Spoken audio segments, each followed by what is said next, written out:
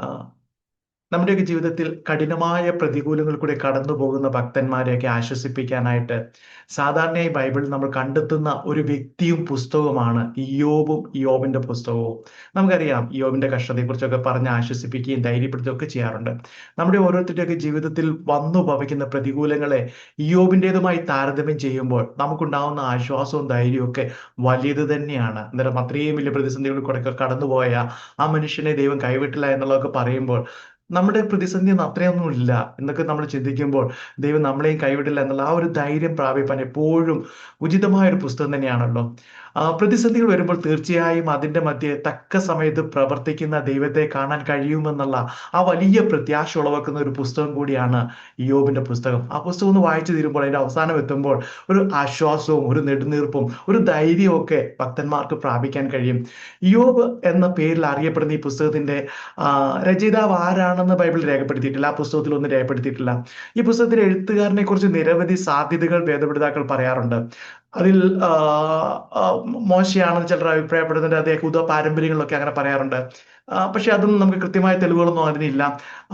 അതിലെ കൂടെ തന്നെ സ്വന്തം വാക്കുകൾ ഏറ്റവും നന്നായി ഓർമ്മിക്കുന്ന ആ ഇയ്യോബ് തന്നെയാണ് ഇത് എഴുതിയതെന്ന് ചിലർ വിശ്വസിക്കുന്നുണ്ട്. ഇനി ഈ സംഭവത്തിന്റെ ഏറ്റവും അവസാനം സംസാരിച്ച നാലാമത്തെ സ്നേഹിതനായ എലിഹു ആണെന്നും അഭിപ്രായപ്പെടുന്നുണ്ട്. ഇങ്ങനെ വ്യത്യസ്ത അഭിപ്രായങ്ങളൊക്കെ ഈ പുസ്തകത്തിന്റെ എഴുത്തുകാരനെ കുറിച്ചുണ്ട്. ഇവിടെ രചയിതാവ് ആരാണെന്നുള്ളതിന് കൃത്യമായ ഒരു ഉത്തരമൊന്നുമില്ലെങ്കിലും പുസ്തകത്തിൽ കാണപ്പെടുന്ന വിശദവും ദീർഘവുമായ ആ സംഭാഷണങ്ങളൊക്കെ രേഖപ്പെടുത്തിയത് ഒരു ദൃക്സാക്ഷി തന്നെ ആയിരിക്കാനാണ് സാധ്യത എന്ന് നമുക്ക് ഊഹിക്കാം, നമുക്ക് അങ്ങനെ അനുമാനിക്കാൻ കഴിയും. കാരണം അത്ര അടുക്കായി അവരുടെ സംഭാഷണങ്ങൾ ഒന്നും വിടാതെ അത് പറയുമ്പോൾ അത് കേട്ടത്, അത് കണ്ട ഒരു ദൃക്സാക്ഷി തന്നെ ആയിരിക്കാനാണ് സാധ്യത. ഈ പുസ്തകത്തിൽ ഇയ്യോബ് താൻ നേരിട്ട ദുരന്തങ്ങൾക്ക് ശേഷം 140 വർഷങ്ങൾ കൂടി ജീവിച്ചിരുന്നു എന്ന് നമുക്ക് കാണാൻ കഴിയുന്നുണ്ട്. ഏറ്റവും അവസാന അധ്യായങ്ങളിലേക്ക് കടന്നു വരുമ്പോൾ ഈ കാലയളവ്, അതായത് 140 70 210 വർഷം എന്ന് പറയുന്ന പോലുള്ള ഈ കാലയളവ് അബ്രഹാം, ഇസാഖ് തുടങ്ങിയവരുടെ ആയുഷ്കാലത്തോട് ചേരുന്നതായിട്ട് നമുക്ക് മനസ്സിലാക്കാൻ കഴിയുന്നു. അതുപോലെ തന്നെ ഇയ്യോബിന്റെ സമ്പത്ത് ആടുമാടുകളുടെ എണ്ണം കൊണ്ട് വിവരിക്കുന്നതിനാൽ അബ്രഹാമിന്റെ സമകാലികനായിരിക്കാം എന്നതിന് അല്ലെങ്കിൽ ആ ചിന്തയ്ക്ക് ഒരു കൂടുതൽ ബലം നൽകുന്നുണ്ട്. അതായത് അബ്രഹാമിനും ഇസാക്ക് അല്ലെങ്കിൽ യാക്കോബ് അവരുടെയൊക്കെ കാലഘട്ടത്തിൽ ജീവിച്ചിരുന്ന ഒരു ദൈവഭക്തനായ മനുഷ്യനായിരുന്നു ഇയ്യോബ് എന്ന് നമുക്ക് ഊഹിക്കാൻ അല്ലെങ്കിൽ നമുക്ക് അനുമാനിക്കാൻ കഴിയും. കഷ്ടപ്പാടുകൾ അനുഭവിക്കുന്ന ഓരോ മനുഷ്യന്റെയും ഹൃദയത്തോട് ചേർന്ന് നിൽക്കുന്ന വിഷയങ്ങളിലേക്ക് ഈ പുസ്തകം ഇന്നും ആഴ്ന്നിറങ്ങി. ഞാൻ ആരംഭത്തിൽ സൂചിപ്പിച്ചതുപോലെ ഇന്നും കഷ്ടപ്പാടുകൾ ഉള്ള അല്ലെങ്കിൽ പ്രതിസന്ധികൾ കടന്നു പോകുമ്പോൾ എപ്പോഴും ചില ആഴ്ചകൾക്ക് മുമ്പേ ഞാൻ ഇങ്ങനെ എന്റെ മനസ്സിൽ പെട്ടെന്ന് വന്നു, പ്രതിസന്ധികളൊക്കെ വരുമ്പോൾ എന്തായിരിക്കും എന്നുള്ള അങ്ങനെ ചിന്ത വന്നപ്പോൾ പെട്ടെന്ന് മനസ്സിലായി, യോബിന്റെ പുസ്തകം ഒന്ന് വായിച്ചാൽ ഓട്ടോമാറ്റിക്കായിട്ട് ആ പ്രതിസന്ധികളെ കുറിച്ചുള്ള സങ്കടങ്ങൾ, ദുഃഖങ്ങൾ, ഭാരങ്ങൾ എല്ലാം നീങ്ങിപ്പോകുക എന്നുള്ള അതിന്നും അതേ നിലയിൽ ആ പുസ്തകം പ്രവർത്തിക്കുന്നു എന്നുള്ളതാണ് സത്യം. ഈ പുസ്തകത്തിൽ വിവരിച്ചിരിക്കുന്ന സംഭവകഥ ഒന്ന് ഓടിച്ചു വായിച്ചാൽ ഒരു മനുഷ്യനെ ഇത്രയധികം വേദനയും തകർച്ചകളും കൊണ്ട് പീഡിപ്പിക്കാൻ ദൈവം സാത്താനെ അനുവദിച്ചത് എന്തുകൊണ്ടെന്നുള്ളൊരു ചോദ്യം ഉയർത്തുന്ന നിലയിലാണ് ആ പുസ്തകം ആരംഭിക്കുന്നത്. സ്വാഭാവികമായ ഒരു സംശയം വരും, ആദ്യം തന്നെ എന്തിന് സാത്താനെ ഇങ്ങനെ അനുവദിച്ചു എന്നുള്ളത്. അതിനെ വിശദീകരിക്കാൻ ശ്രമിക്കുന്ന മാനുഷിക ജ്ഞാനവും ഏറ്റവും അവസാനം ദൈവം തന്നെ അതിനെല്ലാം ഒരു വ്യക്തത ഇയ്യോബിന് വരുത്തുന്നതും ഈ പുസ്തകത്തിൽ കാണാം. നമുക്കറിയാം, ആ പുസ്തകത്തിൽ ആരംഭിക്കുമ്പോൾ അവന്റെ സ്നേഹിതന്മാർ അടുത്ത് വന്ന് അവർ തമ്മിലുള്ള തർക്കങ്ങളൊക്കെ അതിനെ ന്യായീകരിക്കുകയും അല്ലെങ്കിൽ അങ്ങനെയുള്ള വാദങ്ങളായിരുന്നു. എന്തുകൊണ്ട് ആ കഷ്ടം വന്നു, ആ കഷ്ടം എങ്ങനെയാണൊക്കെ എന്നുള്ളത്, ആ കഷ്ടത്തെക്കുറിച്ച് ന്യായീകരിക്കാനും അതിന് പ്രതിവാദങ്ങളൊക്കെ ആയിരുന്നല്ലോ നമുക്കത് കാണാൻ കഴിയുന്നത്. ഏറ്റവും അവസാനം ദൈവവും സംസാരിക്കുന്നത് നമുക്ക് ഈ പുസ്തകത്തിൽ കാണാൻ കഴിയുന്നുണ്ട്. ഇത്രയും വേദനാജനകമായ അവസ്ഥയിലും ഇയ്യോബ് തന്റെ സ്നേഹിതന്മാരോട് വാദിക്കുമ്പോഴും അതുപോലെ പിന്നീട് ദൈവവും തന്റെ സംശയങ്ങൾ ഉയർത്തുമ്പോഴൊക്കെ വളരെ താഴ്മയോട് തന്നെയായിരുന്നു ഇയ്യോബ് നിലകൊണ്ടതും സംസാരിച്ചതും. അതാണ് ഇതിന്റെ ഈ പുസ്തകത്തിലെ ഏറ്റവും വലിയ പ്രത്യേകത. നമുക്കറിയാം, നമ്മുടെ ജീവിതത്തിൽ ചെറിയ പ്രതിസന്ധികൾ വരുമ്പോൾ, ചെറിയ പ്രയാസങ്ങളൊക്കെ വരുമ്പോൾ നാം എത്രമാത്രം നിരാശരാകും. നമ്മുടെയൊക്കെ വ്യക്തിപരമായ അനുഭവങ്ങളാണല്ലോ. എത്രമാത്രം നിരാശരാകുകയും അതുപോലെ നമ്മൾ തന്നെ എത്രമാത്രം ഇടിഞ്ഞു താണ് നമ്മുടെ ഭാവങ്ങളൊക്കെ മാറുമ്പോൾ ഈ മനുഷ്യൻ തന്റെ സ്നേഹിതന്മാരോട് സംസാരിക്കുമ്പോഴും പല കാര്യങ്ങൾക്കും അമർഷമുണ്ട്, പല കാര്യങ്ങൾക്കും വേദനയുണ്ട്, പല കാര്യങ്ങളൊക്കെ താൻ ചോദിക്കുന്നുണ്ട്, ദൈവത്തോടും താൻ ചോദിക്കുന്നുണ്ട്. എങ്കിലും അവൾ ആ സംശയങ്ങളൊക്കെ ഉയർത്തുമ്പോഴും വളരെ താഴ്മയോട് തന്നെയായിരുന്നു ഇയ്യോബ് സംസാരിച്ചത് നമുക്ക് കാണാൻ കഴിയും. ഏറ്റവും അവസാനം ഇയ്യോബിന്റെ എളിമയുള്ളതും അല്ലെങ്കിൽ അജ്ഞവുമായ ആ മർത്യതയിൽ നിന്ന് വ്യത്യസ്തമായി ദൈവം തന്റെ മഹത്വത്തെയും സൃഷ്ടികൾക്ക് മുകളിലുള്ള ദൈവത്തിന്റെ നിത്യമായ അതീന്ദ്രിയത്തെയും ഈ പുസ്തകത്തിന്റെ അവസാന അധ്യായങ്ങൾ വെളിപ്പെടുത്തുന്നതാണ് നമുക്ക് കാണാൻ കഴിയുന്നത്. ഏറ്റവും അവസാനം അതിലേക്കാണ് എത്തുന്നത്. ആ അനുഭവത്തിലേക്ക് എത്തുമ്പോഴേക്കും ഇയ്യോബിന്റെ സംശയങ്ങളൊക്കെ മാറി ഇയ്യോബിന് ഒരു കൃത്യതയും ഒരു വ്യക്തതയും തന്റെ ജീവിതത്തിൽ അനുഭവിക്കുന്നതായിട്ട് കാണാൻ കഴിയുന്നുണ്ട്. ഇവിടെ കാരണങ്ങളൊന്നുമില്ലാതെ ഇയ്യോബിന്റെ ജീവിതത്തിൽ ഉണ്ടായ ഈ ദുരിതങ്ങൾ നല്ല ആളുകൾക്ക് എന്തുകൊണ്ട് മോശം കാര്യങ്ങൾ സംഭവിക്കുന്നു എന്ന ചോദ്യം എല്ലാവരിലും ഉയർത്തുന്നതാണ്. നമ്മൾ പലപ്പോഴും അത് ഇന്നൊക്കെ നമ്മൾ പലപ്പോഴും കാണുന്നത്, നല്ല ആളുകൾക്ക് എന്തെങ്കിലും ദോഷം വരുമ്പോൾ അവൻ പാപം ചെയ്ത് അവർ ഒറ്റ വിധി വിധിച്ച് അവനെ ഒരു സൈഡിലേക്ക് മാറ്റി നിർത്തുകയാണ് ചെയ്യുന്നത്. എന്നാൽ ഇതൊരു ചോദ്യമാണ്, എന്തുകൊണ്ട് നല്ല ആളുകളുടെ ജീവിതത്തിൽ ഇങ്ങനെയുള്ള മോശം അനുഭവങ്ങൾ സംഭവിക്കുന്നു, അല്ലെങ്കിൽ മോശം കാര്യങ്ങൾ സംഭവിക്കുന്നു എന്ന ചോദ്യം ഉയർത്തുന്ന ഒരു പുസ്തകം കൂടി തന്നെയാണ്. ഏറ്റവും അവസാനം ഇയ്യോബിന് ദൈവത്തിൽ നിന്ന് ലഭിച്ച ഉത്തരത്തോട് നമ്മൾ യോജിച്ചാലും ഇല്ലെങ്കിലും, നമുക്ക് ആ പുസ്തകം വായിക്കുമ്പോൾ ഇയ്യോബിന്റെ ചോദ്യത്തിന് ഉത്തരമല്ല അവിടെ കാണാൻ കഴിയുന്നത്. ഇല്ലെങ്കിലും അതുകൊണ്ട് അങ്ങനെ പറഞ്ഞത്, ആ ഇയ്യോബിന് ലഭിച്ച വ്യക്തതയോട് അല്ലെങ്കിൽ ഇയ്യോബിന് ലഭിച്ച ഉത്തരത്തോട് നമുക്ക് യോജിച്ചാലും ഇല്ലെങ്കിലും ദൈവം ചില നല്ല കാരണങ്ങളാൽ മനുഷ്യ ജീവിതത്തിൽ വേദന അനുവദിക്കുന്നുവെന്ന് ഈ പുസ്തകം വെളിപ്പെടുത്തുന്നു. ഇന്ന് രാത്രിയിൽ പാട്ടുകൾ പാടുമ്പോൾ ബേബിച്ചാൻ അതുപോലെ ഒരു വാചകം പറഞ്ഞതായി ഞാൻ ഓർക്കുന്നുണ്ട്. കഷ്ടങ്ങൾ ദൈവം അനുവദിച്ചിട്ടുണ്ടെന്നുള്ള വാചകം പറഞ്ഞത് ഞാൻ ഓർക്കുന്നുണ്ട്. അതുപോലെ ദൈവം ചില നല്ല കാരണങ്ങൾ കൊണ്ട് ഭക്തന്മാരായ നല്ല ആളുകളായ അവരുടെ ജീവിതത്തിൽ വേദന അനുവദിക്കുന്നു എന്ന് ഇയ്യോബിന്റെ പുസ്തകം നമുക്ക് വെളിപ്പെടുത്തുന്നുണ്ട്. ഒപ്പം ഒരു കാര്യം കൂടി ഞാൻ ഓർമ്മിപ്പിക്കട്ടെ, അതിന്റെ പിന്നിലെ ചില കാരണങ്ങൾ ദൈവം ഒരിക്കലും വെളിപ്പെടുത്തുകയില്ല. അത് ഒരുപക്ഷെ നമുക്കൊരു വ്യക്തത കിട്ടിയേക്കും, അത് സഹിച്ച് കർത്താവിന്റെ സന്നിധിയിൽ കൃപയോടെ മുന്നോട്ട് പോകാം എന്നുള്ളൊരു വ്യക്തത നമുക്ക് കിട്ടിയിരിക്കും. ചിലപ്പോൾ അതിന്റെ യഥാർത്ഥ കാരണങ്ങൾ നമുക്കോ മറ്റുള്ളവർക്കോ വെളിപ്പെടുത്തി കിട്ടിക്കോണമെന്നില്ല. അതും ഈ പുസ്തകത്തിൽ തന്നെ കാണാവുന്ന ഒരു ദൈവിക സത്യം തന്നെയാണ്. ഇവിടെ തന്റെ ഈ വലിയ ദുരവസ്ഥയിൽ ഇയ്യോബ് ദൈവത്തെ വെല്ലുവിളിക്കുകയും കുറ്റപ്പെടുത്തുകയും ഒക്കെ ചെയ്തുവെങ്കിലും അവൻ ദൈവത്തെ ഒരിക്കലും നിരസിച്ചിട്ടില്ല. ഞാൻ ആദ്യമേ അത് പറഞ്ഞിരുന്നു. വളരെ പ്രയാസമുണ്ട്, വളരെ അമർഷമുണ്ട്, വേദനയുണ്ട്. തന്റെ ഇങ്ങനെയുള്ള കാര്യങ്ങളൊക്കെ സംഭവിച്ചതിൽ വളരെ ആ പ്രയാസത്തോടൊക്കെ തന്നെ ചില നിരാശ തോന്നുന്ന പോലെയുള്ള വാക്കുകളൊക്കെ പറയുന്നെങ്കിലും ദൈവത്തെ നിരസിക്കുന്നത് ഇയ്യോബിൽ അല്ലെങ്കിൽ അങ്ങനെ ഒരു സ്വഭാവം ഇയ്യോബിന് കാണുന്നില്ല എന്നുള്ളതാണ് ഈ പുസ്തകത്തിൽ ഒരു പ്രധാന വിഷയം. ഇയ്യോബ് തന്റെ വീക്ഷണകോണിൽ താൻ നേരിട്ടതിനെയൊക്കെ, അതായത് തന്റെ കാഴ്ചപ്പാടിൽ തന്റെ അനുഭവത്തിന്റെ വെളിച്ചത്തിൽ താൻ നേരിട്ടതിനെയൊക്കെ ദൈവം മുമ്പാകെ അറിയിച്ചപ്പോൾ ദൈവം അതിന് നേരിട്ടൊരു ഉത്തരം നൽകാതെ പകരം ദൈവം തന്റെ മഹത്വത്തിന്റെയും ശക്തിയുടെയും പരമാധികാരത്തിന്റെയും വലുപ്പം ഇയ്യോബിനെയും അവന്റെ സ്നേഹിതന്മാരെയും വളരെ ആഴത്തിൽ തന്നെ ബോധ്യപ്പെടുത്തുന്നത് നമുക്ക് കാണുന്നുണ്ട്. അതിന്റെ 38 മുതലുള്ള അധ്യായങ്ങൾ അത് തന്നെയാണ് കാണുന്നത്. ദൈവത്തിന്റെ മഹത്വത്തെ കുറിച്ചാണ് പറയുന്നത്. അത് ഇയ്യോബിന്റെ വിശ്വാസം വർദ്ധിപ്പിച്ചു. എന്നാൽ അവസാന അധ്യായത്തിൽ ഇയ്യോബിന്റെ വാക്കുകളിൽ നമുക്ക് കാണുന്നുണ്ട്. ഞാൻ ആ വാക്കുകളിൽ അല്ലെങ്കിൽ ആ വാക്യങ്ങൾ ഒന്ന് വായിച്ചിട്ട് നമുക്ക് മുന്നോട്ട് പോകാം. ഇയ്യോബിന്റെ പുസ്തകം 42-ാം അധ്യായത്തിന്റെ 2 മുതലുള്ള വാക്യങ്ങളിൽ ഇങ്ങനെയാണ് കഴിയുന്നത്. നിനക്ക് സകലവും കഴിയുമെന്നും നിന്റെ ഉദ്ദേശമൊന്നും അസാധ്യമല്ലെന്നും ഞാൻ അറിയുന്നു. അറിവ് കൂടാതെ ആലോചനയെ മറിച്ച് കളയുന്നോരിവനാർ. അങ്ങനെ എനിക്ക് അറിഞ്ഞുകൂടാതെ വണ്ണം അത്ഭുതമേറിയത് ഞാൻ തിരിച്ചറിയാതെ പറഞ്ഞുപോയി. കേൾക്കണമേ, ഞാൻ സംസാരിക്കും, ഞാൻ നിന്നോട് ചോദിക്കും, എന്നെ ഗ്രഹിപ്പിക്കണമേ. ഞാൻ നിന്നെക്കുറിച്ചൊരു കേൾവി മാത്രമേ കേട്ടിരുന്നുള്ളൂ, ഇപ്പോഴോ എൻ്റെ കണ്ണാൽ നിന്നെ കാണുന്നു. ആകയാൽ ഞാൻ എന്നെ തന്നെ വെറുത്ത് പൊടിയിലും ചാരത്തിലും കിടന്ന് അനുദപിക്കുന്നു.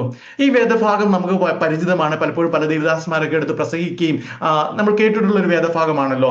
ഇതിൽ തന്നെ 5ഉം 6ഉം വാക്യങ്ങൾ ഒരു വലിയ സത്യം കൂടി വിളിച്ചറിയിക്കുന്നുണ്ട്. ആ വാക്യം ഇങ്ങനെയാണ്. 5ഉം 6ഉം വാക്യങ്ങൾ ഞാൻ ഒന്നുകൂടെ എടുത്ത് പറയട്ടെ. ഞാൻ നിന്നെക്കുറിച്ച് ഒരു കേൾവി മാത്രമേ കേട്ടിരുന്നുള്ളൂ, ഇപ്പോഴോ എൻ്റെ കണ്ണാൽ നിന്നെ കാണുന്നു. ആകയാൽ ഞാൻ എന്നെ തന്നെ വെറുത്ത് പൊടിയിലും ചാരത്തിലും കിടന്ന് അനുദപിക്കുന്നു. നമുക്കറിയാം, ഇതിന്റെ പുസ്തകം ആരംഭിക്കുമ്പോൾ അല്ലെങ്കിൽ ആദ്യ അധ്യായത്തിൽ ദൈവം തന്നെ നിഷ്കളങ്കനും നേരുള്ളവനും ദൈവഭക്തനും ദോഷം വിട്ടകലുന്നവനായി സാക്ഷ്യപ്പെടുത്തിയ ഇയ്യോബ് ദൈവത്തെക്കുറിച്ച് കൂടുതൽ മനസ്സിലാക്കിയപ്പോൾ തന്നെ തന്നെ വെറുത്ത് പൊടിയിലും ചാരത്തിലും കിടന്ന് അനുദപിക്കുന്നതാണ് ഇവിടെ കാണുന്നത്. ദൈവത്തിന്റെ മഹത്വത്തെക്കുറിച്ച് കൂടുതൽ മനസ്സിലാക്കിയപ്പോൾ ഇയ്യോബിന് ദൈവം മുമ്പാകെ അനുദപിക്കാതെ അല്ലെങ്കിൽ ദൈവം മുമ്പാകെ അങ്ങനെ ഒരു മനോഭാവത്തിൽ ഇരിക്കാതെ അല്ലെങ്കിൽ അങ്ങനെ ആ ഒരു മനോഭാവത്തിൽ അല്ലാതെ ഇരിക്കാൻ കഴിഞ്ഞില്ല എന്നുള്ളതാണ് യാഥാർത്ഥ്യം. എന്നെ കേൾക്കുന്ന പ്രിയമുള്ളവരെ, പരിശുദ്ധനായ ദൈവത്തിന്റെ മുമ്പിൽ വരുന്നവർക്കുണ്ടാകേണ്ടുന്ന വിശുദ്ധി എപ്പോഴും നമ്മളെ ഭയപ്പെടുത്തുന്നത് തന്നെയാണ്. നമ്മൾ പലപ്പോഴും ചിന്തിക്കും, നമ്മൾ കുറേയൊക്കെ കാര്യങ്ങൾ നമ്മുടേതായ പ്രയത്നം കൊണ്ട്, നമ്മുടേതായ അല്ലെങ്കിൽ കൃപ കൊണ്ട്, പരിശുദ്ധാത്മാവ് നമ്മളെ നടത്തുന്നതുകൊണ്ട്, ദൈവവചനം നമ്മെ ഓർമ്മിപ്പിക്കുന്നുകൊണ്ട് ഒത്തിരി കാര്യങ്ങളൊക്കെ നാം ക്രമപ്പെടുത്തി ഭക്തിയോടെയൊക്കെ നമ്മൾ ജീവിക്കുമ്പോഴും ആ പരിശുദ്ധനായ ദൈവത്തിന്റെ സാന്നിധ്യത്തിൽ വരുമ്പോൾ അവന്റെ വിശുദ്ധിയെക്കുറിച്ച് നാം അറിയുമ്പോൾ അത് നമ്മെ ഭയപ്പെടുത്തുന്നത് തന്നെയാണ്. എന്താണ്? അവിടെ നമുക്ക് ഒരു നിവൃത്തിയുമില്ല. നോക്കുക, യോബിന്റെ ഭക്തി ദൈവം തന്നെയാണ് സാക്ഷ്യപ്പെടുത്തിയത്. യോബിന്റെ നീതിമാൻ അല്ലെങ്കിൽ ആ നീതി എന്ന് പറയുന്നത് ദൈവം തന്നെയാണ് പറഞ്ഞത്. എങ്കിലും ദൈവത്തിന്റെ മുമ്പാകെ വന്നപ്പോൾ, ദൈവത്തെക്കുറിച്ച് കൂടുതൽ കേട്ടപ്പോൾ യോബിന്റെ ജീവിതത്തിൽ അല്ലെങ്കിൽ അങ്ങനെ ഒരു അനുദപിക്കാതെ അവൻ ഇരിക്കാൻ കഴിഞ്ഞില്ല എന്നുള്ളതാണ് നമുക്ക് കാണാൻ കഴിയുന്നത്. ഈ വാക്യങ്ങളിൽ യോബ് ദൈവത്തെ തന്റെ കണ്ണാൽ കാണുന്നു എന്ന് പറയുന്നത് ദൈവം ഏതെങ്കിലും മഹത്വമേറിയ ഒരു രൂപത്തിൽ മേഘത്തിൽ തനിക്ക് പ്രത്യക്ഷപ്പെട്ടിരിക്കുന്നത് ആയിരിക്കാം, അതിനെക്കുറിച്ചായിരിക്കാം യോബ് അവിടെ വിവരിക്കുന്നത്. ഇനി അങ്ങനെ ഒരു പ്രത്യക്ഷത അവിടെ ഉണ്ടായില്ലെങ്കിൽ പോലും ദൈവത്തിന്റെ ബാഹ്യമായ അല്ലെങ്കിൽ നഗ്നമായ നേത്രങ്ങൾ കൊണ്ട് കാണുന്ന ആ മഹത്വത്തെക്കാൾ ഉപരിയായി ഒരു ദർശനമാണ് യോബ് കാണുന്നത്. യോബ് തുടർന്ന് സംസാരിക്കുമ്പോൾ അവിടെ തനിക്കുള്ള ആന്തരികമായ ഒരു ബോധ്യത്തെക്കുറിച്ചാണ്, തന്റെ ഉള്ളിലുണ്ടാകുന്ന ആ വിശുദ്ധിയുടെ ആ നിലയിലേക്കുള്ള അല്ലെങ്കിൽ ആ കാഴ്ചപ്പാടിൽ നിന്നുകൊണ്ടാണ് അവിടെ യോബ് സംസാരിക്കാൻ നമുക്ക് കാണാൻ കഴിയുന്നത്. യോബിന് അത് ദൈവത്തെക്കുറിച്ചുള്ള പുതിയതും അഗാധവുമായ ഒരു കാഴ്ചപ്പാടും അനുഭവമായിരുന്നു. ആ യോബ് അവിടെ സംസാരിക്കുന്ന ഈ 5-6 വാക്യങ്ങൾ അത്രയും വലിയ വെളിപ്പാടാണ് അവൻ സംസാരിക്കുന്നത്. ദൈവം മുമ്പാകെ ജീവിതം സമ്പൂർണ്ണമായി സമർപ്പിക്കുന്ന വിശ്വാസികൾക്കും ഇതേ അനുഭവം തന്നെയാണ് ഉണ്ടാകുന്നത്. ദൈവീയ സാന്നിധ്യത്തിൽ ഇരുന്നു കൊണ്ട് തിരുവചനത്തിൽ നാം മനസ്സിലാക്കിയ ദൈവീയ സത്യങ്ങൾ നമ്മൾ പണ്ട് ഒരുപക്ഷെ നമ്മൾ ഇങ്ങനെ പല നാളുകളിലൊക്കെ കേട്ട് പഠിച്ച അല്ലെങ്കിൽ നമ്മൾ വായിച്ച് നമ്മൾ ഗ്രഹിച്ച തിരുവചന സത്യങ്ങൾ അന്നേരം ഒരു ഭയം തോന്നി, അന്നേരമൊക്കെ ഇതൊരു സത്യമാണല്ലോ എന്നൊക്കെ നമ്മുടെ ഉള്ളത്തിലൊക്കെ തോന്നിയ വചനങ്ങൾ നമ്മൾ ആഴമായി ദൈവത്തിന്റെ സന്നിധിയിൽ അല്പസമയം ധ്യാനിച്ചുകൊണ്ടിരിക്കുമ്പോൾ അത് അഗാധമായ ആന്തരിക അനുഭവങ്ങളായി പരിണമിക്കും. അവിടെ ദൈവത്തോട് ചേർന്നിട്ട് വലിയ നല്ല അല്ലെങ്കിൽ ആത്മവിവശനായി എന്നൊക്കെ പറയുന്ന പോലെയുള്ള ആ ഒരു അനുഭവങ്ങളിലേക്കൊക്കെ അത് കൊണ്ടുപോകുന്നു എന്നുള്ളതാണ് നമുക്ക് മനസ്സിലാക്കാൻ കഴിയുന്നത്. ഈ പുതിയ ആന്തരിക അനുഭവത്തിന്റെ വെളിച്ചത്തിലാണ് യോബ് 6-ാം വാക്യത്തിലെ ആ ഏറ്റുപറച്ചിൽ അവിടെ നടത്തുന്നത്. ഇവിടെ ആരെയാണ് അല്ലെങ്കിൽ എന്തിനെയാണ് വെറുത്തതെന്ന് വ്യക്തമല്ലെങ്കിലും ദൈവത്തിന്റെ സാന്നിധ്യവും ശാസനയും യോബ് താഴ്മയോടെ ഏറ്റെടുക്കുന്നതാണ് നമുക്ക് അവിടെ കാണാൻ കഴിയുന്നത്. ഇപ്രകാരം താഴ്മയോടെ ദൈവിക സാന്നിധ്യത്തെ ഏറ്റെടുക്കുന്നവർക്ക് അല്ലെങ്കിൽ അങ്ങനെ ദൈവസന്നിധിയിൽ ഇരുന്ന് താഴ്മയോടെ ആ ദൈവിക സാന്നിധ്യത്തെ ഉൾക്കൊള്ളുവാൻ ആഗ്രഹിക്കുന്നവർക്ക് തന്നെത്താൻ അഹങ്കരിക്കുവാനോ തന്റെ പ്രവൃത്തികളെയോ അല്ലെങ്കിൽ തന്റെ പ്രവൃത്തികൾ കഴിഞ്ഞ നാളുകളിലുള്ള ദൈവത്തിന് വേണ്ടി നിന്ന് പ്രവർത്തിച്ച പ്രവൃത്തികളോ അല്ലെങ്കിൽ അഭിപ്രായങ്ങളെയോ ആത്മീയ നേട്ടങ്ങളെയോ അതിനെക്കുറിച്ച് ഒന്നും മുമ്പ് പ്രകീർത്തിച്ചതുപോലെ പ്രകീർത്തിക്കുവാൻ ഒരിക്കലും സാധ്യമല്ല. ചിലപ്പോഴൊക്കെ പല പ്രസംഗകരും പല ദൈവദാസന്മാരും പല വ്യക്തികളൊക്കെ ആത്മീയ ജീവിതത്തിൽ അവർ ചെയ്തതിനെയൊക്കെ ഞാൻ ഇന്ന ചെയ്തു അത് ചെയ്തു എന്നൊക്കെ പറയുമ്പോൾ അവർ ഒത്തിരി മഹത്വത്തോടെയൊക്കെ പറയുമ്പോൾ ദൈവത്തിന്റെ മുമ്പിൽ നിൽക്കുമ്പോൾ ആ ദൈവത്തിന്റെ മഹത്വം കാണുമ്പോൾ അവിടെ നിശബ്ദനായി പോകുമെന്നുള്ള ഒരു യാഥാർത്ഥ്യമാണ് നമുക്ക് അവിടെ കാണാൻ കഴിയുന്നത്. കാരണം ദൈവം നമുക്ക് ചെയ്തതിനോടൊന്നും അതൊന്നും ഒക്കില്ല, അതിനടുത്തൊന്നും എത്തില്ല. അതാണ് അതിന്റെ യാഥാർത്ഥ്യം. വലിയ ഭൗതിക നഷ്ടങ്ങൾക്കൊപ്പം ചാരത്തിലും പൊടിയിലും ഇരിക്കുന്ന അനുഭവത്തിലൂടെ യോബ് തന്നെ കുറിച്ച് കൂടുതൽ പഠിച്ചു. അവൻ തന്റെ ബലഹീനതയെക്കുറിച്ചും ദോഷത്തെക്കുറിച്ചും മനസ്സിലാക്കി. ആ അടിസ്ഥാനത്തിലാണ് യോബ് ഈ അനുഭവത്തിലേക്കൊക്കെ എടുത്തു വരുന്നത്. ഇന്ന് അങ്ങനെയുള്ള നഷ്ടങ്ങളെയും വേദനകളെയും അങ്ങനെയുള്ള നമ്മുടെയൊക്കെ ജീവിതത്തിൽ അങ്ങനെയുള്ള നഷ്ടങ്ങളും വേദനകളും ഒക്കെ വരുമ്പോൾ നമ്മുടെയൊക്കെ നന്മയോടുള്ള പോരാട്ടങ്ങളായും പിശാചിന്റെ ആക്രമണമായും ഒക്കെ ചിത്രീകരിച്ച് വിടുതൽ പ്രാർത്ഥന നടത്തുന്നവരാണല്ലോ ആത്മീയ സമൂഹത്തിൽ ഏറിയൊരു പങ്കും. അതും ഇന്ന് രാത്രിയിൽ ആ പ്രബോധനത്തിൽ നാം കേൾക്കുകയുണ്ടായല്ലോ. എന്നാൽ ഇതെല്ലാം ദൈവത്തെ അധികമായി അറിയുന്നതിനും ഇങ്ങനെ വരുന്ന വേദനകൾ നഷ്ടങ്ങൾ യോബിന്റെ ജീവിതത്തിൽ സംഭവിച്ച വേദനകളും നഷ്ടങ്ങളും ഒക്കെ ദൈവത്തെ അധികമായി അറിയുന്നതിനും അധികമായി സ്നേഹിക്കുന്നതിനുള്ള വിലയേറിയ അവസരമായിരുന്നു. പ്രിയമുള്ളവരെ, അതങ്ങനെ മനസ്സിലാക്കുന്നവരിലാണ് അല്ലെങ്കിൽ അങ്ങനെ ഗ്രഹിക്കുന്നവരിലാണ് ദൈവം പ്രസാദിക്കുന്നതെന്നും കൂടെ നാം ഓർക്കുക. പ്രിയരെ, നമ്മുടെ ഓരോരുത്തരുടെയും ജീവിതത്തിൽ വരുന്ന കഷ്ടപ്പാടുകളിലും പരീക്ഷണങ്ങളിലും ഒക്കെ നമുക്ക് ദൈവത്തെ ആഴമായി വിശ്വസിക്കാൻ കഴിയുന്നുണ്ടോ എന്ന് നമുക്ക് പരിശോധിക്കാൻ. മുമ്പ് ഞാൻ പറഞ്ഞതുപോലെ ആ 38 മുതൽ 42 വരെയുള്ള അധ്യായങ്ങൾ ദൈവമഹത്വത്തെക്കുറിച്ച് ദൈവം തന്നെ യോബിനോട് പറയുന്ന ആ കാര്യങ്ങളൊക്കെ ഒന്ന് വായിച്ചുകൊണ്ട് സർവശക്തനായ ദൈവത്തിന്റെ സന്നിധിയിൽ കൂടുതൽ കാത്തിരിക്കുക എന്ന് നമുക്ക് ഓരോരുത്തരുടെ ജീവിതത്തിൽ വരട്ടെ. ഞാനത് നിങ്ങളുടെ ഓരോരുത്തരുടെയും പ്രായോഗികമായി ചെയ്യാൻ കഴിയുന്ന ഒരു കാര്യമായിട്ട് ഞാൻ പറയുകയാണ്. നിങ്ങൾക്ക് സമയം കിട്ടുമ്പോൾ അതൊന്ന് വായിച്ച് അതിന്റെ മുമ്പിൽ ഒന്ന് ധ്യാനിപ്പാൻ അല്പസമയം ചെലവിടുക. തീർച്ചയായിട്ടും ദൈവം നമ്മോട് സംസാരിക്കും. ആ അധ്യായങ്ങൾ വിവരിച്ചിരിക്കുന്ന സർവശക്തനായ സൃഷ്ടാവിൽ കൂടുതൽ ശക്തമായ വിശ്വാസത്തിനായി പ്രാർത്ഥിക്കാൻ നമുക്ക് കഴിയും. ഒപ്പം ദൈവത്തിന്റെ കണ്ണുകളിലൂടെ നമ്മളെയും നമ്മുടെ സാഹചര്യങ്ങളെയും കാണാൻ കഴിയേണ്ടതിന് നമ്മുടെ കണ്ണുകളെയും തുറക്കാനായിട്ട് നമുക്ക് പ്രാർത്ഥിക്കാം. ആ ഒരു അനുഭവം നമ്മുടെയൊക്കെ ജീവിതത്തിൽ ഉണ്ടാകട്ടെ. നമ്മളുടെ വേദനയുടെ നടുവിൽ ദൈവം എവിടെയാണെന്ന് ചോദിക്കുന്നതിന് പകരം നമ്മളിലും ലോകത്തിലെ സകലത്തിലുമുള്ള ദൈവത്തിന്റെ അധികാരത്തെ മനസ്സിലാക്കുവാൻ നമുക്ക് കഴിയുന്നതിനൊപ്പം നമ്മുടെ വേദനയിൽ നാം എവിടെയാണെന്നുള്ള ചോദ്യം നമ്മളോട് തന്നെ ചോദിക്കാനാണ് ഈ പുസ്തകം നമുക്ക് പ്രചോദനം നൽകുന്നത്. ഞാൻ പറഞ്ഞത് നിങ്ങൾ മനസ്സിലായെന്ന് വിചാരിക്കുന്നു. പലപ്പോഴും നമ്മുടെ വേദന വരുമ്പോൾ നമ്മൾ ഒറ്റ നോട്ടത്തിൽ ദൈവം എന്നെ സഹായിക്കാൻ എന്ന് ചിന്തിക്കുന്നതിന് പകരം നാം ദൈവത്തിന്റെ മുമ്പാകെ എവിടെയായിരുന്നു എന്ന് ഒന്ന് പരിശോധിക്കുവാനുള്ള ഒരു മുഖാന്തരമായി ആ വേദനയെ കാണട്ടെ. അതാണ് ഈ അധ്യായത്തിൽ കാണുന്നത്. യോബിന്റെ ജീവിതത്തിലും യോബിനോട് ദൈവം സംസാരിക്കുന്നത് തന്നെയാണ്. യോബ് എവിടെയാണെന്ന് യോബിന് തന്നെ കണ്ടെത്തുവാൻ യോബിന് കഴിഞ്ഞു എന്നുള്ളതാണ് അവന്റെ ആ അനുതാപത്തിലൂടെ, ആ ദിവസത്തിൽ ഇരിക്കുന്നതിലൂടെ നമുക്ക് കാണാൻ കഴിയുന്നത്. നമ്മൾ നേരിടുന്ന പ്രതിസന്ധികൾ ദൈവത്തെ കുറ്റപ്പെടുത്തി വിട്ടകന്ന് പോകാതിരിക്കാനുള്ള കൃപയ്ക്കായി കൂടി നമുക്ക് പ്രാർത്ഥിക്കാം. തീർച്ചയായിട്ടും നമ്മുടെ ജീവിതത്തിൽ പ്രതിസന്ധികൾ വരാം, കഷ്ടതകൾ വരാം. പക്ഷേ ആ പ്രതിസന്ധികളിൽ ദൈവത്തെ കുറ്റപ്പെടുത്തുവാൻ, മറ്റുള്ള വ്യക്തികളെ കുറ്റപ്പെടുത്തിക്കൊണ്ട് അങ്ങനെ വിട്ടകന്ന് പോകുവാൻ നമ്മുടെ ആരുടെയും ജീവിതത്തിൽ ഇടവരുത്. നമ്മുടെ പല സാഹചര്യങ്ങളും വളരെ വേദനാജനകമെങ്കിലും പലപ്പോഴും അതിനെ നമുക്ക് മനസ്സിലാക്കാൻ കഴിയുന്നില്ലെങ്കിലും നാം നമ്മുടെ സൃഷ്ടാവിൽ വിശ്വസിക്കണം, ആശ്രയിക്കണം, ഉറച്ചു തന്നെ അവനിൽ തന്നെ മുന്നോട്ട് പോകാൻ നമ്മുടെ ജീവിതത്തിലിടയാകണം. നമ്മൾ മനസ്സിലാക്കിയതുപോലെ ഇയ്യോബ് ധനികനായ ഒരു ഭൂവുടമയായിരുന്നു, അതുപോലെ 10 മക്കളുടെ പിതാവായിരുന്നു, അറിയപ്പെടുന്ന ബൈബിൾ നായകന്മാരിൽ ഒരാളുമായിരുന്നു. നമുക്കറിയാം അബ്രഹാമിന്റെയൊക്കെ കഥയൊക്കെ അത് തുടർച്ചയായിട്ട് ഒത്തിരി രേഖപ്പെടുത്തുമ്പോൾ ഇയ്യോബ് ഇതിലൊക്കെ വേറിട്ട്, അല്ലെങ്കിൽ ഒരു തുടർന്ന് ജനറേഷനെ കുറിച്ചൊന്നും പറയാത്തത് കൊണ്ട്, ദൈവത്തിന്റെ പദ്ധതിയിൽ ആ ഒരു നിലയിൽ പെടാത്തതുകൊണ്ട്, യേശുക്രിസ്തുവിന്റെ വംശാവലി ആ ഒരു നിലയിൽ പെടാത്തതുകൊണ്ട് ഇയ്യോബിനെ കുറിച്ച് കൂടുതൽ കാര്യങ്ങളൊന്നും നമുക്ക് അറിയത്തില്ല, കൂടുതലൊന്നും രേഖപ്പെടുത്തില്ല. പക്ഷെ എങ്കിലും അവൻ ഇയ്യോബ് ഒരു ബൈബിൾ നായകനാണ്, അറിയപ്പെടുന്ന ഒരു ബൈബിൾ നായകൻ തന്നെയാണ്. നമുക്ക് അങ്ങനെ ആ നിലയിൽ തന്നെ മനസ്സിലാക്കാൻ കഴിയും. എന്നാൽ തന്റെ സകല സമ്പാദ്യവും സന്താനങ്ങളും നഷ്ടമായ ശേഷം താൻ അനുഭവിച്ചിട്ട് രോഗത്തിന്റെ കാഠിന്യത്തിലുമായിരിക്കുന്ന ഇയ്യോബിന് ഒരു പിന്തുണ നൽകാൻ ആരും ഉണ്ടായിരുന്നില്ല. നമുക്ക് ആ ഭാഗങ്ങളൊക്കെ അറിയാമല്ലോ. ഇയ്യോബിന്റെ ദുരവസ്ഥയുടെ വാർത്ത അറിഞ്ഞെത്തിയ തന്റെ ആത്മസ്നേഹിതന്മാർ ഇയ്യോബിന് വന്നു ഭവിച്ച ഭയാനക ദുരന്തത്തിൽ ആശ്വാസത്തിന് പകരം വാക്കുകളാൽ ഇയ്യോബിനെ നോവിച്ചാണ് കാണാൻ കഴിയുന്നത്. അതുപോലെ തന്നെ ഈ ലോകത്തിലെ ബന്ധങ്ങളിൽ മനുഷ്യർ ഏറ്റവും പ്രതീക്ഷ അർപ്പിക്കുന്ന ജീവിതസഖിയായ തന്റെ ഭാര്യയ്ക്കും ഈ പ്രതിസന്ധിയിൽ ഇയ്യോബിനൊപ്പം നിൽക്കാൻ കഴിഞ്ഞില്ല എന്നുള്ളതും നമുക്ക് ആ പുസ്തകം വിവരിക്കുന്നുണ്ട്.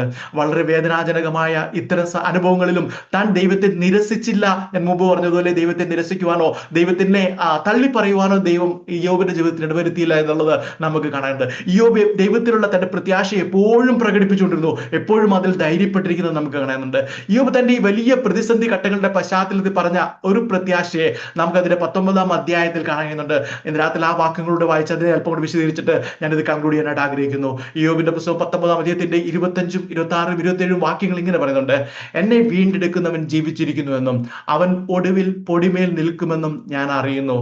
എന്റെ ത്വക്ക് ഇങ്ങനെ നശിച്ച ശേഷം ഞാൻ ദേഹസഹിതനായി ദൈവത്തെ കാണും. ഞാൻ തന്നെ അവനെ കാണും, അന്യനല്ല. എന്റെ സ്വന്തം കണ്ണ് അവനെ കാണും. എന്റെ അന്തരംഗം എന്റെ ഉള്ളിൽ ക്ഷയിച്ചിരിക്കുന്നു. എത്ര മനോഹരമായ, എത്ര ധൈര്യം പകരുന്ന, നോക്കുക, ഇയ്യോബിന്റെ പ്രതിസന്ധിയെ നോക്കിയിട്ട് ഈ വാക്കുകളിലേക്ക് നോക്കുമ്പോൾ എത്ര മനോഹരമായ, അല്ലെങ്കിൽ ആ ധൈര്യം പകരുന്ന വാക്കുകളാണെന്നുള്ളത് നമുക്കത് മനസ്സിലാക്കുന്നുണ്ട്.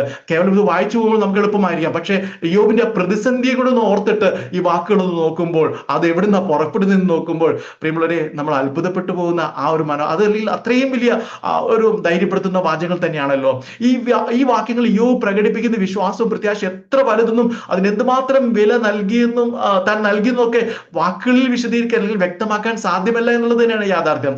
ദൈവവും മുമ്പാകെയുള്ള ഇയ്യോബിന്റെ മനോഭാവം, അതിനെ ഒന്ന് വിശദീകരിക്കാൻ ഞാൻ ശ്രമിക്കുന്നത്, നമുക്കറിയാം തന്റെ ഇഷ്ടപുത്രനായ ഇസാക്കിനെ യാഗം കഴിക്കാൻ തയ്യാറായി നിൽക്കുന്ന സമയത്ത് അബ്രഹാമിന്റെ മനസ്സിലെ ഭാവം അത് നമുക്ക് ഊഹിക്കാൻ കഴിയുന്നുണ്ട്.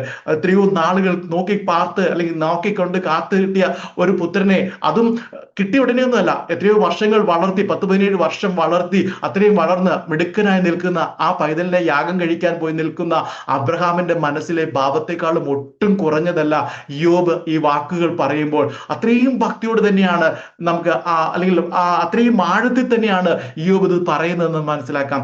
ഈ ദൈവഭക്തന്മാരുടെ മനസ്സിനുള്ളിലെ ദൈവത്തോടുള്ള ആഴമേറിയ അനുസരണവും സ്നേഹവും ആശ്രയവും ഒക്കെ പുറത്തു വെളിപ്പെടുന്നതാണ് ഈ സന്ദർഭങ്ങൾ. ഒരുപക്ഷെ അബ്രഹാമിനോട് അങ്ങനെ ഒരു യാഗം കഴിക്കുവാൻ ദൈവം പറഞ്ഞില്ലായിരുന്നെങ്കിൽ നമുക്ക് അബ്രഹാമിന്റെ ഭക്തിയുടെ ആഴം അറിയാൻ അവസരം ഉണ്ടാകില്ലായിരുന്നു. അതിനുവേണ്ടി ദൈവം ആ നിലയിൽ കൊണ്ട് അബ്രഹാമിനേക്കാൾ ഉപരി നമ്മെ ദൈവം കാണിക്കാൻ വേണ്ടിയായിരുന്നു അത് ചെയ്തിരുന്നത്. ഒരുപക്ഷെ ഇയ്യോബിന് ഇത്രയും വലിയ കഷ്ടതകൾ വന്നില്ലായിരുന്നെങ്കിൽ ഈ പുസ്തകം രചിക്കപ്പെടുകയോ അല്ലെങ്കിൽ അത് നമ്മുടെ കയ്യിൽ കിട്ടുകയോ ഒന്നും ചെയ്യാതെ, അതൊന്നും അറിയാതെ നമ്മളിങ്ങനെ മുന്നോട്ട് പോയായിരുന്നു. എന്നാൽ ഇങ്ങനെയുള്ള ഇത്രയും വലിയ പ്രതിസന്ധിയിലും പ്രത്യാശയുടെ ഒരു ഭക്തന് നിലനിൽക്കാൻ കഴിയുമെന്ന് ഈ പുസ്തകവും നമ്മെ കാണിക്കുന്നുണ്ട്.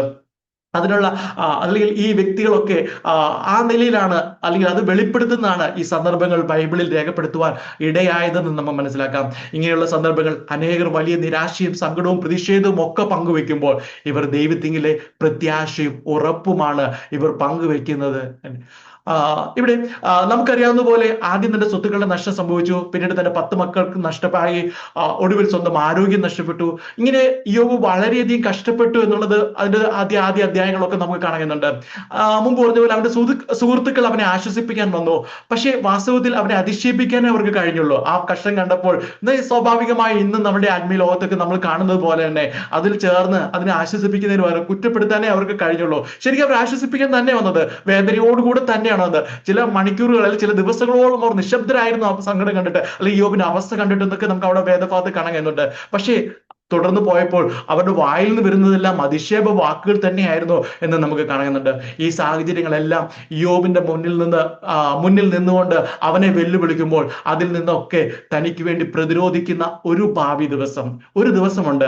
ഈ സഹോദരന്മാർ എന്നെ അധിക്ഷേപിക്കുകയാണ്, തന്റെ ഭാര്യ തന്റെ കൂടെയില്ല, എല്ലാം പ്രതികൂലമായിരിക്കുമ്പോൾ ഒരു ദിവസം, ഏതൊരു വ്യക്തിക്കും ഒരു ദിവസം ഉണ്ടെന്ന് പറയുന്ന പോലെ ഒരു ഭാവി ദിവസം തനിക്ക് മുമ്പേ ഉണ്ടെന്നുള്ള ഒരു ഉൾക്കാഴ്ചയാണ് യോബ് 19 അധ്യായത്തിലെ ഈ വാക്കുകളിൽ കൂടെ പ്രകടിപ്പിക്കുന്നതെന്ന് നമുക്ക് മനസ്സിലാക്കാം. തനിക്ക് ഒരിക്കലും സഹിച്ചു കൂടാനാവാത്ത പ്രതിസന്ധികളിൽ യോബ് പ്രതീക്ഷയോടെ കാത്തിരിക്കുന്ന ആ ദിവസത്തിൽ അവനെ ന്യായീകരിക്കാൻ, അന്ന് ഒരു ദിവസമുണ്ടെന്ന് അവൻ വിശ്വസിച്ചു, ഒരു ദിവസമുണ്ടെന്ന് അവൻ കണ്ടെത്തി, ആ ദിവസത്തിൽ അവനെ ന്യായീകരിക്കാൻ ശ്രേഷ്ഠനായ ഒരു വ്യക്തിയും കൂടി ഉണ്ടെന്നുള്ള കാര്യം യോബ് ഇവിടെ അറിയിക്കുകയാണ്. തനിക്കായി ഒരുക്കുന്ന ആ ദിവസത്തിൽ യോബ് കാത്തിരുന്ന ആ വീണ്ടെടുപ്പുകാരൻ കർത്താവായ യേശുക്രിസ്തു അല്ലാതെ മറ്റാരുമല്ല. ആ യേശുക്രിസ്തു തന്നെയാണ് അവനെ ആ ദിവസത്തിൽ അവനെ ന്യായീകരിക്കുന്നതും നീതീകരിക്കുന്നതും അവനെ ഉയർത്തി കാട്ടുന്നു എന്നുള്ള ആ വലിയ വിശ്വാസം അവിടെ യോബ് പ്രകടിപ്പിക്കുന്നതാണ് കാണുന്നത്. നോക്കുക പ്രിയമുള്ളവരെ, ആയിരക്കണക്കിന് വർഷങ്ങൾക്ക് ശേഷം ഈ ഭൂമിയിൽ വരുന്ന ദൈവത്തിനായ ക്രിസ്തു ഭാവിയിൽ യോബിനെ മരണത്തിൽ നിന്ന് ഉയർപ്പിക്കുകയും ദൈവത്തെ കാണാൻ അവനെ പ്രാപ്തനാക്കുകയും ചെയ്യുമെന്ന വലിയ പ്രത്യാശയാണ് ഇവിടെ പകർന്നു തരുന്നത്. അതാണ് ഈ വാക്കിൽ നമുക്ക് കാണുന്നത്. ഈ വെളിപ്പെടുത്തൽ ലഭിക്കുകയും ഈ ആഴമേറിയ പ്രത്യാശ പ്രകടിപ്പിക്കുകയും ചെയ്യുമ്പോൾ യോബിനുണ്ടായ ആവേശം നമ്മൾ സങ്കല്പിക്കുന്നതിലും വലുതായിരുന്നു. അങ്ങനെ ഒരു ദിവസം, ഈ പ്രതിസന്ധികളൊക്കെ മുന്നോട്ട് പോകുമ്പോൾ അങ്ങനെ ഒരു ദിവസം, നമ്മൾക്ക് സാധാരണഗതിയിൽ നമ്മളൊരു പുതിയ ജോലിക്കായി ശ്രമിക്കുമ്പോൾ, അല്ലെങ്കിൽ നമ്മളൊരു കൃഷി ചെയ്യുമ്പോൾ, നമ്മൾ നമ്മുടെ ഭാവിയിലേക്കുള്ള എന്തെങ്കിലും കാര്യങ്ങളൊക്കെ ചെയ്യുമ്പോൾ ഒരു നല്ല ദിവസം ആ ഒരു പ്രതീക്ഷയിലാണ് ചെയ്യുന്നത്. ഈ പ്രതിസന്ധിയുടെ ഘട്ടത്തിൽ അങ്ങനെ ഒരു ദിവസം ഉണ്ടെന്നുള്ളത് താൻ അറിഞ്ഞപ്പോൾ അത് വലിയ ആവേശമായിരുന്നു. അല്ലെങ്കിൽ വലിയ ആവേശം എന്ന് പറയുമ്പോൾ അല്ലെങ്കിൽ അത് തുടർന്ന് നമുക്ക് കാണാൻ കഴിയുന്നുണ്ട്. യോബ് തന്റെ കാലത്തുള്ളവരോട് ഈ പ്രത്യാശയെ കുറിച്ച് വിവരിച്ചാൽ, അന്നുള്ള ആൾക്കാരോട്, തന്റെ സ്നേഹിതന്മാരോടോ മറ്റുള്ളവരോടൊക്കെ വിവരിച്ചാൽ ചുരുക്കം ചിലർക്ക് മാത്രമേ അവർക്ക് മനസ്സിലാവുള്ളൂ ഇവനൊരു ദിവസം വരുമോ, ഇവനൊരു നന്മ വരുമോ എന്നൊക്കെ അവർ വിധി എഴുതുന്ന, അല്ലെങ്കിൽ ആർക്കും മനസ്സിലാക്കാൻ കഴിയില്ല. ഇന്ന് നമുക്ക് മനസ്സിലാക്കും, കാരണം കർത്താവായ യേശുക്രിസ്തു വന്നു, വാഗ്ദത്തങ്ങളുടെ അല്ലെങ്കിൽ വെളിപ്പാടുകളുടെ കുറേയൊക്കെ നിവൃത്തീകരണങ്ങളൊക്കെ നമ്മുടെ മുമ്പിലുള്ളതുകൊണ്ട് നമുക്ക് പിന്നെയും മനസ്സിലാക്കാം. അന്ന് ആർക്കും അത് മനസ്സിലാക്കാൻ കഴിയില്ലായിരുന്നു. തന്റെ സ്നേഹിതന്മാരുടെയും ഭാര്യമാരുടെയും ഒക്കെ വാക്കുകൾ എങ്ങനെയായിരുന്നു എന്നൊക്കെ നമുക്കറിയാം. അതിനാൽ തന്റെ വാക്കുകൾ എന്നേക്കുമായി സംരക്ഷിക്കപ്പെട്ടിരുന്നെങ്കിൽ എന്ന് യോബ് ആഗ്രഹിച്ചിരുന്നു. കാരണം അത്രയും വലിയ ആവേശമാണ് അവൻ പ്രകടിപ്പിക്കുന്നത്. ഇന്ന് നമുക്കറിയാം, സോഷ്യൽ മീഡിയയിലൊക്കെ ഒത്തിരി വെല്ലുവിളികളുണ്ട്. ഞാൻ പറഞ്ഞത് വാക്കാണ്, നിങ്ങൾ വേണേൽ സ്ക്രീൻഷോട്ട് എടുത്ത് വെച്ചോ എന്നുള്ള രീതിയിലൊക്കെ ഒത്തിരി വെല്ലുവിളികളും വാദങ്ങളും ഒക്കെ പല കാര്യങ്ങളെ കുറിച്ചൊക്കെ നമ്മൾ കാണുന്നുണ്ട്, പന്തയങ്ങളൊക്കെ നമ്മൾ കാണാറുണ്ട്. എന്നാൽ എന്നെ കേൾക്കുന്ന പ്രിയമുള്ളവരെ, യോബിന്റെ ഈ ഉൾക്കാഴ്ച അതുപോലെ ഒന്നായിരുന്നില്ല. അതിന്റെ 23-ാം വാക്യത്തിൽ, അതേ അധ്യായത്തിൽ 19-ാം അധ്യായത്തിന്റെ 23-24 വാക്യത്തിൽ പറയാണ്, അയ്യോ എന്റെ വാക്കുകളൊന്ന് എഴുതിയെങ്കിൽ, ഒരു പുസ്തകത്തിൽ കുറിച്ചു വെച്ചെങ്കിൽ കൊള്ളായിരുന്നു, അവയെ ഇരുമ്പാണി വീയം കൊണ്ട് പാറയിൽ സദാകാലത്തേക്ക് കൊത്തി വെച്ചെങ്കിൽ കൊള്ളായിരുന്നു. അത്രയും ആവേശത്തോടു കൂടിയാണ് യോബ് ഈ വാക്കുകൾ പറയുന്നത്. ഒരു വീണ്ടെടുപ്പുകാരനുണ്ട്, ഒരു വീണ്ടെടുപ്പ് ദിനം തനിക്കുണ്ട് എന്നുള്ള ആ കാര്യം അവിടെ പറയുന്നത്. പ്രിയമുള്ളവരെ, ആമുഖമായി ഞാൻ പറഞ്ഞതുപോലെ ഈ പുസ്തകത്തിന് മാനുഷിക രചയിതാവ് ആരാണെന്ന് നമുക്കറിയില്ലെങ്കിലും ഈ സുവർണ വാചകങ്ങൾ ഇന്നും സൂക്ഷിക്കപ്പെട്ടിരിക്കുന്നു. ഇന്നും നമുക്ക് വേണ്ടി ഈ പുസ്തകത്തിൽ ഇത് രേഖപ്പെടുത്തി നമ്മൾ വായിച്ച് ധൈര്യപ്പെടുവാൻ ഇന്നും ദൈവം അതിനെ അവിടെ സൂക്ഷിച്ചു വെച്ചിരിക്കുന്നു. യോബിന്റെ വാക്കുകൾ യോബ് എന്ന ഒരു പുസ്തകത്തിൽ സൂക്ഷിക്കപ്പെട്ടു എന്ന് മാത്രമല്ല, അവ പുസ്തകങ്ങളുടെ പുസ്തകമായ ബൈബിളിൽ സംരക്ഷിക്കപ്പെട്ടിട്ടുണ്ട്. ആ പുസ്തകം എന്നേക്കുമായി സംരക്ഷിക്കപ്പെടും എന്നുള്ള കാരണം അത്രയും ആവേശത്തോട് പറഞ്ഞ അവന്റെ ആ പ്രാർത്ഥനയും ദൈവം കേട്ടു, ദൈവം ആ വാക്കുകളെ സൂക്ഷിച്ചു വെച്ചു, ഇന്നും വെച്ചിരിക്കുന്നു എന്നുള്ളതാണ് യാഥാർത്ഥ്യം. എന്നെ വീണ്ടെടുക്കുന്നവൻ ജീവിച്ചിരിക്കുന്നുവെന്നും അവൻ ഒടുവിൽ പൊടിമേൽ നിൽക്കുമെന്നുള്ള യോബിന്റെ ഈ വെളിപ്പെടുത്തൽ നമുക്കും നമ്മുടെ തലമുറകൾക്കും കൂടി വേണ്ടിയിട്ടുള്ളതാണ്. യോബിന് മാത്രമല്ല, അത് ഇന്നത്തെ കാലത്ത് നമുക്കും, ഇനി കർത്താവ് വരുന്നത് വരെയുള്ള എല്ലാ ഭക്തന്മാർക്കും വേണ്ടിയിട്ടുള്ളതാണെന്ന് ആ നിലയിൽ തന്നെ നാം അതിനെ മനസ്സിലാക്കുക. ഇവിടെ വീണ്ടെടുപ്പുകാരൻ എന്ന പദം പഴയ നിയമകാലത്ത് യഹൂദന്മാർക്ക് വളരെ പരിചിതമായ ഒന്നാണ്. നവോമിയെയും രൂത്തിനെയും ബോവസ് വീണ്ടെടുക്കുന്നത് രൂത്തിന്റെ പുസ്തകത്തിൽ വിവരിച്ചിട്ടുള്ളത് നമുക്കറിയാമല്ലോ. അന്യാധീനപ്പെട്ട അവരുടെ പിതൃസ്വത്ത് മടക്കി വാങ്ങാൻ ഒരു നിർവാഹവുമില്ലാതെ അല്ലെങ്കിൽ ഒരു നിവൃത്തിയുമില്ലാതെ ഭാരപ്പെട്ട നവോമിയെയും രൂത്തിനെയും ബോവസ് സഹായിച്ചതുപോലെ യോബ് തന്നെ വലിയ നഷ്ടത്തിൽ ഒരു വീണ്ടെടുപ്പിനെയും വിശ്വാസത്താൽ കാണുന്നതാണ് ഈ വേദവാക്യത്തിൽ നമുക്ക് അതാണ് അവിടെ പ്രകടമാകുന്നത്. ഇവിടെ കുടുംബവും ആരോഗ്യവും നഷ്ടപ്പെട്ട ഇയ്യോബിന് അധികം താമസിയാതെ തന്റെ ജീവൻ കൂടി നഷ്ടമാകുമെന്ന് ആ നിലയിലാണ് താൻ ചിന്തിക്കുന്നത്. കാരണം തന്റെ ആരോഗ്യം ഏറ്റവും മോശമായി, ഇനി അധികം വൈകാതെ താൻ മരിച്ചു പോകും, തന്റെ ജീവിതം ഇല്ലാതെയായി തീരും. അതിനുശേഷം തന്റെ മൃതശരീരത്തെ തന്നെ ആരെങ്കിലും കുഴിച്ചിടുകയോ അല്ലെങ്കിൽ അടക്കം ചെയ്യുകയോ എന്തെങ്കിലുമൊക്കെ സംഭവിക്കുമായിരിക്കാം. ആ മൃതശരീരത്തെ കൃമികൾ മണ്ണിൽ കലർത്തും, അത് മണ്ണുമായി യോജിച്ച് അതില്ലാതെയാകുമെന്നുള്ള കാര്യം തനിക്കറിയാം. ആ സാഹചര്യത്തിൽ യോബ് പ്രതീക്ഷ അർപ്പിച്ച വീണ്ടെടുപ്പ് തന്റെ പുനരുദ്ധാനം തന്നെയായിരുന്നു, വേറൊരു വീണ്ടെടുപ്പല്ലായിരുന്നു. തനിക്ക് തന്റെ പഴയ സമ്പത്തുകൾ തിരിച്ചു കിട്ടുമെന്നുള്ളോ, തന്റെ ശരീരത്തിൽ അല്ലെങ്കിൽ തന്റെ ശരീരം ആരോഗ്യം വീണ്ടെടുക്കുമെന്നുള്ളോ അങ്ങനെയുള്ളതൊന്നും അല്ലായിരുന്നു. ഒരു ദിവസം താൻ പുനരുദ്ധാനം ചെയ്യും അല്ലെങ്കിൽ താൻ ഉയർത്തെഴുന്നേൽക്കും എന്നുള്ള ആ വലിയ അത് തന്നെയായിരുന്നു തന്റെ പ്രതീക്ഷ. അതായിരുന്നു താൻ അവിടെ പ്രകടിപ്പിച്ച ആ വലിയ പ്രത്യാശ. ആ അവസാന ദിവസം താൻ പ്രതീക്ഷിക്കുന്ന വീണ്ടെടുപ്പുകാരൻ തന്റെ ശരീരം അഴുകിച്ചേർന്ന ആ പൊടിയിൽ തന്നെ പ്രത്യക്ഷനായി, അല്ലെങ്കിൽ അവിടെ പൊടിയിൽ പ്രത്യക്ഷനായി എന്നാണത്. തന്റെ ശരീരം അഴുകി അല്ലെങ്കിൽ അത് ചേർന്ന ആ പൊടിയിൽ തന്നെ അവൻ പ്രത്യക്ഷനായി. അവൻ അവിടെ വന്ന് അവിടെ നിന്നും അവന്റെ ശരീരം ഉയർത്തുന്നതിൽ ഒരു യഥാർത്ഥ വീണ്ടെടുപ്പുകാരന്റെ കടമ നിർവഹിക്കുകയും ചെയ്യുമെന്ന് യോബ് വിശ്വസിച്ചു.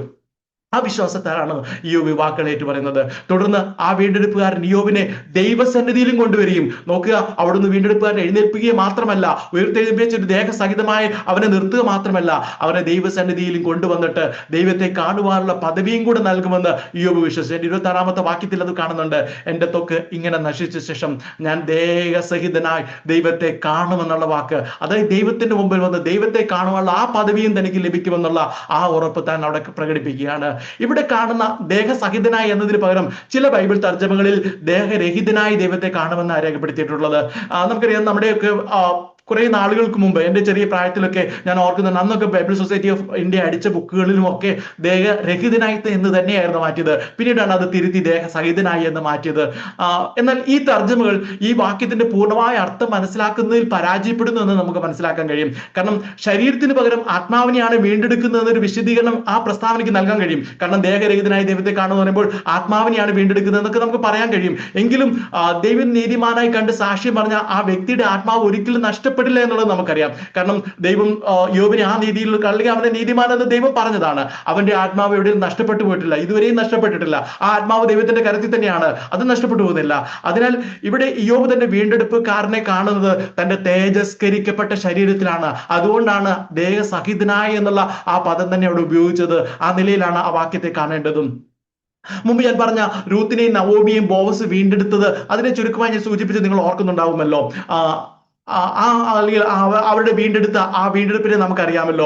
അതുപോലെ തന്നെ മറ്റൊരു വീണ്ടെടുപ്പിന്റെ ഒരു കഥ പറയുകയാണെങ്കിൽ അല്ലെങ്കിൽ ചരിത്രം പറയുകയാണെങ്കിൽ, സോദോമിനെ ആക്രമിച്ച് ലോത്തിനെയും കൂടെയുള്ള ജനത്തെയും അവരുടെ സർവ്വസമ്പത്തിനെയും കൊള്ള ചെയ്ത ശത്രുക്കളായ 4 രാജാക്കന്മാരെ അബ്രഹാം തന്റെ വീട്ടിൽ ജനിച്ചവരും അഭ്യാസികളുമായ 318 പേരെ അവരെ പിന്തുടർന്ന് അല്ലെങ്കിൽ കൂട്ടിക്കൊണ്ടു പോയിട്ട് അവരെ പിന്തുടർന്ന് അവരെ തോൽപ്പിച്ച് അവരെ വീണ്ടെടുത്ത, അല്ലെങ്കിൽ അത് നമുക്കറിയാവുന്ന ഒരു ബൈബിൾ ചരിത്രം തന്നെയാണല്ലോ. ആ 300 പേരുടെ അഭ്യാസികൾ ചെന്ന് ലോത്തിനെയും അവിടെയുള്ള സോദോമിലെയും ഗൊമോറയിലെയും അവിടെയുള്ള ജനങ്ങളെയും ആ സമ്പത്തിനെയും ഒക്കെ വീണ്ടെടുത്ത ആ ചരിത്രം നമുക്കറിയാമല്ലോ. ഇവിടെ നവോമിയുടെയും രൂത്തിൽ നിന്നും വ്യത്യസ്തമായി പണം കൊടുത്തല്ല ആൾക്കാരെയും അവരുടെ സമ്പത്തിനെയും അബ്രഹാമും കൂട്ടരും വീണ്ടെടുത്തത്. അത് അബ്രഹാമിന്റെയും അവന്റെ അഭ്യാസികളുടെയും ശക്തിയാലാണ് വീണ്ടെടുത്തത്. അവൻ യുദ്ധം ചെയ്ത് അവരെ തോൽപ്പിച്ചാണ് അവരെ വീണ്ടെടുത്തത്. ബോവസിന്റെ കാര്യത്തിൽ, യൂത്തിന്റെ കാര്യത്തിൽ സംഭവിക്കുന്നത്, ബോവസ് വില കൊടുത്തിട്ടാണ് അവരുടെ ആ പിതൃസമ്പത്തെല്ലാം വിലയ്ക്ക് വാങ്ങി വീണ്ടെടുക്കുന്നത് കാണുന്നുണ്ട്. പിള്ളേരെ, ഇവിടെ ശക്തിയാലാണ് അബ്രഹാം അഭ്യാസികളും ലോത്തിനെയും ആ കൂട്ടരെയൊക്കെ വീണ്ടെടുക്കുന്നത് കാണുന്നത്. നമുക്കറിയാം, കൊരിന്ത്യ ലേഖനത്തിൽ ഒടുക്കത്തെ ശത്രുവായിട്ടുള്ള മരണം നീങ്ങിപ്പോകുമെന്നുള്ള പൗലോസ് പറയുന്ന ആ വേദഭാഗം നമുക്ക് ഓർമ്മയുണ്ടല്ലോ.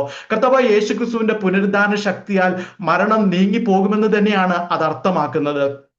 അവിടെ ദൈവം വില കൊടുക്കുന്നതിനേക്കാൾ കർത്താവിന്റെ പുനരുദ്ധാന ശക്തിയാൽ ആ മരണത്തെ നീക്കുന്നു, അല്ലെങ്കിൽ മരണത്തെ മാറ്റുന്നു എന്നുള്ള ആ ശക്തി പ്രകടനം കൂടെ അവിടെ നമുക്ക് അതിനോട് ചേർത്ത് കാണാൻ കഴിയുന്നുണ്ട്. ഇതിനോട് ചേർത്ത് വെളിപ്പാട് പുസ്തകത്തിലെ 2-3 വാക്യം കൂടെ വായിക്കാനായിട്ട് ഞാൻ ആഗ്രഹിക്കുന്നു. വെളിപ്പാട് പുസ്തകം 20-ാം അധ്യായത്തിന്റെ 12 മുതലുള്ള വാക്യങ്ങൾ ഇങ്ങനെ പറയുന്നുണ്ട്: മരിച്ചവർ ആബാലവൃദ്ധം സിംഹാസനത്തിന് മുമ്പിൽ നിൽക്കുന്നതും കണ്ടു.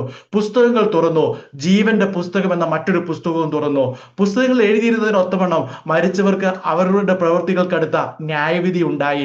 സമുദ്രം തന്നിലുള്ള മരിച്ചവരെ ഏൽപ്പിച്ചു കൊടുത്തു, മരണവും പാതാളവും തങ്ങളിലുള്ള മരിച്ചവരെ ഏൽപ്പിച്ചു കൊടുത്തു. ഓരോരുത്തരും അവനവന്റെ പ്രവൃത്തികൾക്കടുത്ത വിധി ഉണ്ടായി. മരണത്തെയും പാതാളത്തെയും തീപ്പൊയ്കയിൽ തള്ളിയിട്ടു. ഈ തീപ്പൊയ്ക രണ്ടാമത്തെ മരണം. ഇവിടെ സമുദ്രം തന്നിലുള്ള മരിച്ചവരെ ഏൽപ്പിച്ചു കൊടുത്തു, മരണവും പാതാളവും തങ്ങളിലുള്ള മരിച്ചവരെ ഏൽപ്പിച്ചു കൊടുത്തു എന്ന് പറയുന്നതിലൂടെ ശരീരത്തിന്റെ വീണ്ടെടുപ്പിനെ തന്നെയാണ് കാണിക്കുന്നത്. ഇവിടെ മരിച്ചവരെ ഏൽപ്പിച്ചു കൊടുക്കുക, അതായത് മരണവും പാതാളവും മരിച്ചവരെ ഏൽപ്പിച്ചു കൊടുത്തു, സമുദ്രവും മരിച്ചവരെ ഏൽപ്പിച്ചു കൊടുത്തു എന്ന് പറയുമ്പോൾ ആ ശരീരത്തിന്റെ, നമ്മുടെ ഭൗതിക ശരീരത്തിന്റെ തന്നെ വീണ്ടെടുപ്പിനെ തന്നെയാണ് കാണിക്കുന്നത്. സമുദ്രത്തിൽ മുങ്ങിപ്പോയതും അല്ലെങ്കിൽ മത്സ്യങ്ങൾ ഭക്ഷിച്ചു തീർത്തതുമായ ആ മൃതശരീരങ്ങളെ വീണ്ടെടുക്കുവാൻ സാധ്യമല്ലെന്നൊക്കെ പലരും ചിന്തിച്ചേക്കാം, അല്ലെങ്കിൽ ചിലരൊക്കെ ചിന്തിക്കുന്നുണ്ടാവാം. എന്നാൽ അവരും ഉയർത്തെഴുന്നേറ്റ് അവരുടെ ശരീരങ്ങൾ എവിടെയൊക്കെ ആയിരുന്നാലും അവിടെ ഒക്കെ അത് ഒരുമിച്ച് കൂടിച്ചെന്ന് തേജസ്കരിക്കപ്പെട്ട് ആ വ്യത്യസ്തമായ രൂപം പ്രാപിച്ച് ഉയർത്തെഴുന്നേറ്റ് ന്യായാസനത്തിന്റെ മുമ്പാകെ നിൽക്കുമെന്നാണ് ഈ വചനം നമ്മെ ഓർമ്മിപ്പിക്കുന്നത്. മനുഷ്യ ശരീരത്തിലെ പ്രാണനെയും ശരീരങ്ങളെയും തമ്മിൽ വേർപെടുത്തി വെക്കുവാൻ, സാധാരണ മരണം എന്ന് പറയുമ്പോൾ പ്രാണനെയും ശരീരങ്ങളെയും തമ്മിൽ വേർപെടുത്തുന്നതാണ്. പ്രാണനും ആത്മാവും ശരീരത്തിൽ നിന്ന് വിട്ടുപോകുന്നതാണല്ലോ മരണം എന്ന് പറയുന്നത്. മരണത്തിന്റെ ശക്തി അതാണ്. അങ്ങനെ മനുഷ്യന്റെ ശരീരത്തിൽ നിന്ന് പ്രാണനെയും ശരീരങ്ങളെയും തമ്മിൽ വേർപെടുത്തി വെക്കുവാൻ ഈ വീണ്ടെടുപ്പ് ദിനത്തിന് ശേഷം മരണത്തിന്റെ ശക്തിക്ക് സാധ്യമല്ല. ആ നിലയിൽ മരണത്തെ കർത്താവായ യേശുക്രിസ്തു തോൽപ്പിച്ചു. കർത്താവിൽ എന്നെ കേൾക്കുന്ന പ്രിയമുള്ളവരെ, വേദപുസ്തകത്തിലെ വിവിധ വേദഭാഗങ്ങളെ കൂട്ടിച്ചേർത്തുകൊണ്ട് ഇന്ന് നമ്മൾ പഠിച്ച ഇയ്യോബിന്റെ പ്രതീക്ഷ വെച്ച ആ വീണ്ടെടുപ്പുകാരൻ, സകലരെയും വീണ്ടെടുക്കാൻ ശക്തനായ, എന്നേക്കും ജീവിക്കുന്ന നമ്മുടെ കർത്താവായ യേശുക്രിസ്തു തന്നെയാണ്. ഞാനത് മുമ്പ് സൂചിപ്പിച്ചിരുന്നല്ലോ. യേശുക്രിസ്തു മരിച്ച് ഉയർത്തെഴുന്നേറ്റ് തന്റെ പുനരുദ്ധാന ശക്തിയെ നമുക്കായി വെളിപ്പെടുത്തി.